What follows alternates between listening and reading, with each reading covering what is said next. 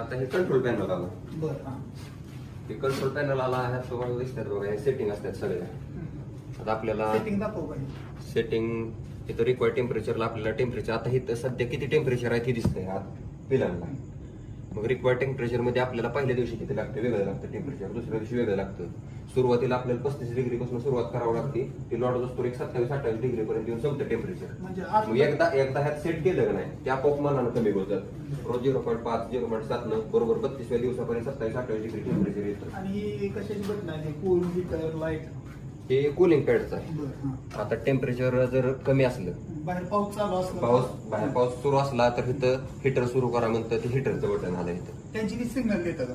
हा इथं सायरन वाजतो. आपलं हे जर ऑटोला टाकलं तर बाबा आता इथं मनानं टेम्परेचर कमी झाले. आता आपण 35 ला सेट केलंय आणि हिटर ऑटोला टाकला तर बाबा 35 पेक्षा कमी आहे 2 डिग्री, तर हे ऑटोला आपोआप सुरू होणार. आपोआप सुरू होणार. 35चं बाबा 33चं 35 झालं आपोआप बंद बी होणार. आणि मॅन्युअली आपल्याला जर वाटलं बाबा आपल्याला मॅन्युअली ठेवायचंय, मॅन्युअली ठेवता येते.